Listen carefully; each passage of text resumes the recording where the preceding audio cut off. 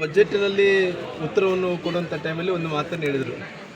ನನ್ನ ತಂಟೆಗೆ ಬಂದಂಥವ್ರು ಎಲ್ಲರೂ ಕೂಡ ನಾನು ನೀರು ಕುಡಿಸೋಂಥ ಕೆಲಸ ಮಾಡಿದ್ದೀನಿ ಅನ್ನೋಂಥ ಮಾತನ್ನು ಕೂಡ ಸನ್ಮಾನ್ಯ ಸಿದ್ದರಾಮಯ್ಯರು ಹೇಳಿದ್ರು.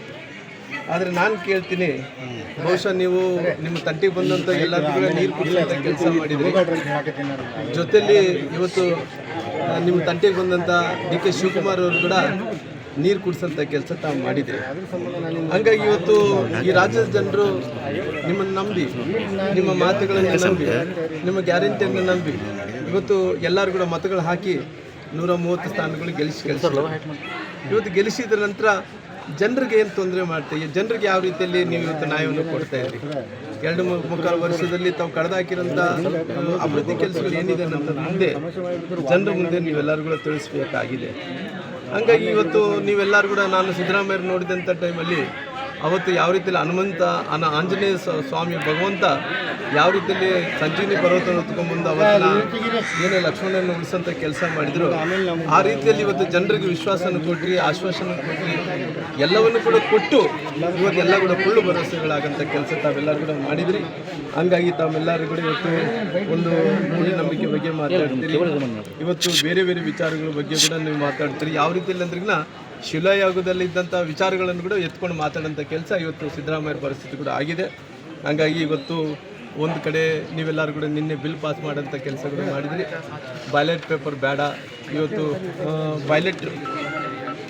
ಬ್ಯಾಲೆಟ್ ಪೇಪರ್ ಮೂಲಕ ಇವತ್ತು ಚುನಾವಣೆ ನಡೆಸಬೇಕು ಅಂದೇಳಿ EVM ಬೇಡ ಅನ್ನೋಂಥ ಮಾತನ್ನು ಕೂಡ ಹೇಳಿದಿರಿ. ಬಹುಶಃ 2023ರಲ್ಲಿ ಚುನಾವಣೆಗಳು ನೋಡಿದಂಥ ಟೈಮಲ್ಲಿ EVM ಮೂಲಕನೇ 130 ಸ್ಥಾನಗಳು ಬಂದಿರೋದು ಅಂತೇಳಿ ಅವರು ಸ್ವಲ್ಪ ಅರ್ಥ ಮಾಡ್ಕೋಬೇಕಾಗುತ್ತೆ.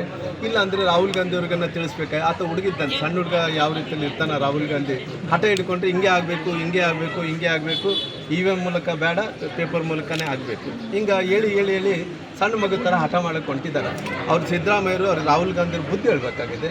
ನಾವು EVM ಮೂಲಕ 130 ಸ್ಥಾನಗಳಿಗೂ ಹೆಚ್ಚು ಸ್ಥಾನಗಳು ಗೆದ್ದೀವಿ ಅನ್ನೋಂಥ ಒಂದು ರಾಹುಲ್ ಗಾಂಧಿ ಅವ್ರಿಗೆ ಬುದ್ಧಿ ಹೇಳೋಂಥ ಕೆಲಸ ಆಗಬೇಕು ಅನ್ನೋಂಥ ಒತ್ತಾಯವನ್ನು ಕೂಡ ಮಾಡ್ತೀನಿ.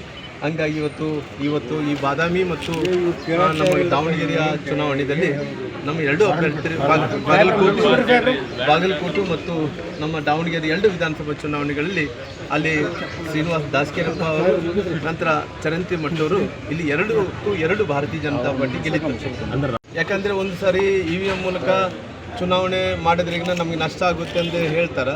ಹೇಳೋದ ಮೂಲಕ ಸಿದ್ದರಾಮಯ್ಯರು EVM ಮೂಲಕನೇ 130 ಸ್ಥಾನಗಳು ಗೆದ್ದಿದ್ದಾರೆ.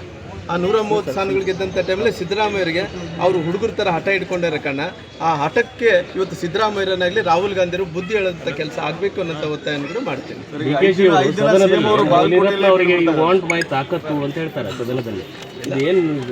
ಯಾಕಂದರೆ ಪಾಪ ಅವರು ಹಳೆಯ ಚಾಲಿ, ಯಾಕಂದರೆ ಅವರು ಬಹುಶಃ ಅವರು ಗುರುಗಳು ಯಾರು, ಅವರು ಗುರುಗಳು ಬಂದು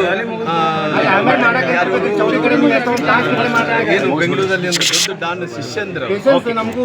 ಹಂಗಾಗಿ ಇವತ್ತು ಅವರು ಆ ಬಂದಂಥ ಸಂಪ್ರದಾಯ ಏನಿದೆ, ಅವ್ರು ಬಂದಂಥ ಅಲ್ಲಿಂದ ಎಲ್ಲಿಂದ ಬಂದಿದ್ದಾರೋ ಸದನದಲ್ಲಿ ಬಂದಂಥ ಮಾತಾಡೋದು ಸಹಜ ಆಗಿದೆ ಅವರಿಗೆ. ಸಿದ್ದರಾಮಯ್ಯನವರು 5 ದಿನ ಕ್ಷೇತ್ರದಲ್ಲಿ ಬಂದು ಪ್ರಚಾರ ಮಾಡ್ತೀವಿ ಅಂತೇಳಿ ಪ್ರತಿಷ್ಠೆಯಾಗಿ ಈ ಕ್ಷೇತ್ರವನ್ನು ಬಹುಶಃ ನನಗೆ 2-2.5 ವರ್ಷಗಳಲ್ಲಿ ಅವರು ಬಾದಾಮಿ ಜನರು ಅವತ್ತು ನನ್ನ ವಿರುದ್ಧವಾಗಿ ಅಭಿವೃದ್ಧಿ ಕೆಲಸಗಳನ್ನು ಬಹಳಷ್ಟು ಮಾಡಿಕೊಟ್ಟು ಇವತ್ತು ಇಲ್ಲಿ ತನಕ ಆಗಿದೆ. ಬಾಗಲಕೋಟೆ ಜಿಲ್ಲೆ ಜನರಿಗೆ ಇವತ್ತು ಸಾಕಷ್ಟು ಹೋರಾಟಗಳು ಮಾಡಿದ್ವಿ, ಧರಣಿಗಳು ಮಾಡಿದ್ವಿ, ಎಲ್ಲವನ್ನೂ ಕೂಡ ಭಾರತೀಯ ಜನತಾ ಪಾರ್ಟಿ ಮಾಡ್ತಾ ಇದ್ರು ಕೂಡ ಇವತ್ತು ಇದೊಂದು ಅವಕಾಶ ಜನರಿಗೆ.